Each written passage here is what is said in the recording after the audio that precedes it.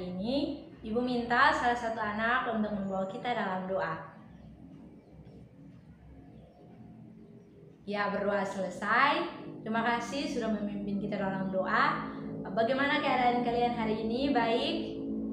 Ya, Ibu juga dalam keadaan baik sama seperti kalian. Untuk ketua kelas, Ibu minta untuk mendata nama anak-anak yang tidak sempat hadir pada pagi hari ini. Nah, langsung saja kita mulai dengan materi kita pada pagi hari ini. Siapa yang masih ingat materi yang Ibu janjikan untuk hari ini? Siapa yang masih ingat? Ibu janjikan hari ini kita akan belajar apa? Ya, hari ini kita akan belajar mengenai reaksi redoks. Ya, pasti anak-anak sudah mencari apa itu reaksi redoks. Siapa yang mau menjawab, yang bisa menjawab, silakan angkat tangan dan menjawab. Terima kasih sudah menjawab. Jadi, reaksi redoks merupakan sebutan untuk reaksi reduksi dan oksidasi. Karena reaksi reduksi dan oksidasi ini terjadi reaksi yang secara bersamaan, maka disebut dengan reaksi redoks. Nah, dalam kehidupan sehari-hari, oksidasi juga berarti pembakaran. Nah, pembakaran ini merupakan oksidasi oleh udara yang disertai dengan pembebasan kalor. Nah, dalam kehidupan sehari-hari kita bisa temui contoh besi. Nah, besi biasa kita lihat lama-kelamaan dia akan berkarat. Itu karena terjadi oksidasi. Ya, kita akan masuk di dalam 3 konsep mengenai reaksi reduksi dan oksidasi. Yang pertama, kita masuk pada konsep yaitu reaksi reduksi oksidasi dari pengikat dan pelepasan oksigen. Nah, sini Ibu mau tekankan bahwa oksidasi, dengan konsep di sini oksidasi itu adalah reaksi sebagai pengikat oksigen, sedangkan reduksi adalah reaksi sebagai pelepas oksigen. Jadi oksigen ini kalau dia diikat berarti disebut oksidasi, kalau dilepas berarti disebut dengan reduksi. Nah, Ibu akan memberikan beberapa contoh mengenai reaksi oksidasi dan reaksi reduksi. Nah, contoh yang pertama di sini yaitu 2Ca ditambah O2. O2 ini kan oksigen, menghasilkan 2CaO. Ini disebut dengan oksidasi karena dia mengikat oksigen. Nah, contoh reduksi dia melepaskan oksigen yaitu 2CuO menghasilkan 2CO ditambah O2. Disebut reduksi karena dia melepaskan oksigen. Ada di sini ada yang belum mengerti atau ada yang mau bertanya, Ibu berikan kesempatan sebelum kita masuk pada konsep yang kedua. Konsep yang kedua yaitu konsep reaksi reduksi dan oksidasi ditinjau dari pelepasan dan pengikat elektron.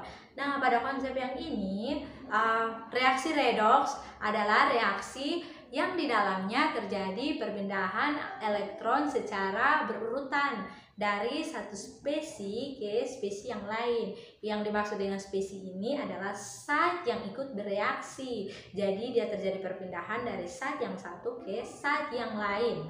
Nah, di sini dalam konsep ini kita harus ingat bahwa oksidasi adalah reaksi pelepasan elektron.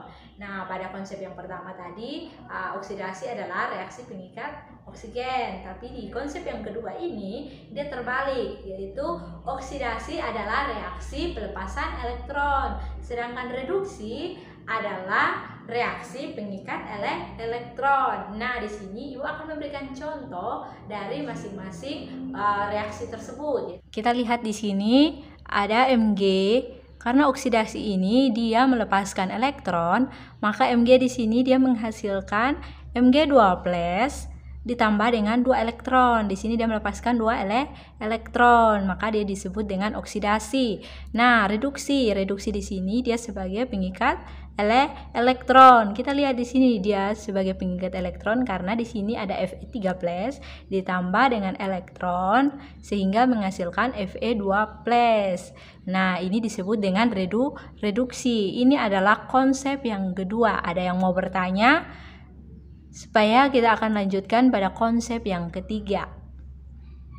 Ya, kita masuk pada konsep yang ketiga, yaitu konsep reaksi reduksi oksidasi ditinjau dari bilangan oksidasi atau biasa disebut dengan Bilox. Nah, Bilox ini adalah angka yang menunjukkan jumlah elektron suatu atom yang dilepaskan atau yang diterima atom senyawa atom dalam senyawa yang merupakan senyawa ionik.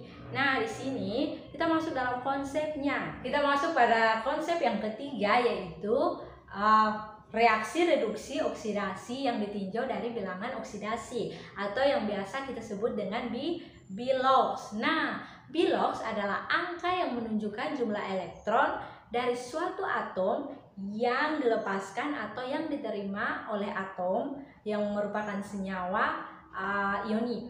Nah, konsepnya adalah oksidasi adalah reaksi penambahan atau kenaikan bilangan oksidasi, sedangkan reduksi adalah kebalikan dari oksidasi, yaitu reaksi penurunan bilangan oksidasi. Nah, di sini Ibu akan memberikan persamaan contoh dari masing-masing oksidasi dan reduksi ditinjau dari bilangan oksidasi. Sesuai dengan penjelasan yang tadi, oksidasi adalah reaksi kenaikan atau penambahan bilangan Bilox. Nah, kita lihat di sini.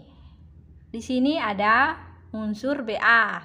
Di sini menghasilkan Ba2+ ditambah 1 elektron.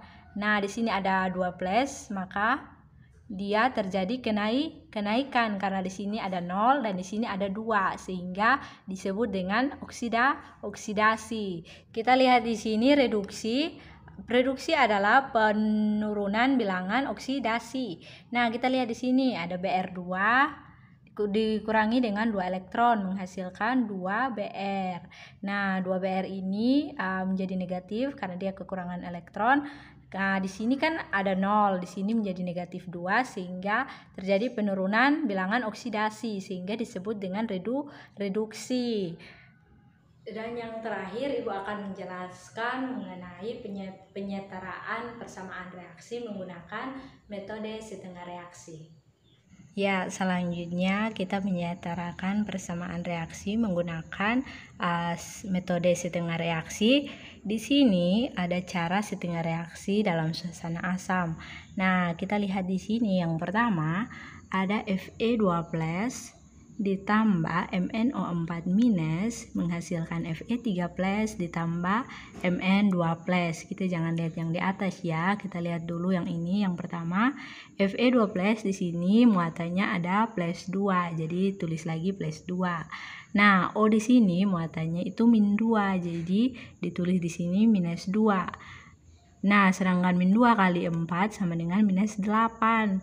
Nah, untuk menyetarakan persamaan, menyetarakan muatannya, bagaimana -8 ini ditambah dengan berapa untuk menghasilkan -1. Nah, -8 ini ditambah dengan +7 sehingga menghasilkan -1. Nah, sehingga Mn ini bermuatan +7. Nah, +7 ini, Mn ini muatannya +7. Nah, sedangkan Fe ini muatannya +3 di sini. Kemudian Mn2+ ini muatannya juga 2+. Sehingga dari sini Fe yang +2 ini ke sini menjadi +3. Dia terjadi peningkatan bilangan oksidasi sehingga disebut sebagai oksidasi. Sedangkan Mn yang +7 itu dia ke Mn yang di sebelah kanan semakin menurun sehingga disebut dengan reduksi. Nah, setelah itu kita sudah mendapatkan oksidasi dan reduksi. Kita menggunakan cara setengah reaksi untuk mendapatkan penyetaraan. Di sini oksidasi kita tulis kembali Fe yang tadi Fe2+ menghasilkan Fe3+. Kita jangan lihat yang ini. Terus yang reduksi kita lihat, kita tulis kembali MnO4- menghasilkan Me2+. Di sini ditulis 4H2O karena dalam suasana asam, sehingga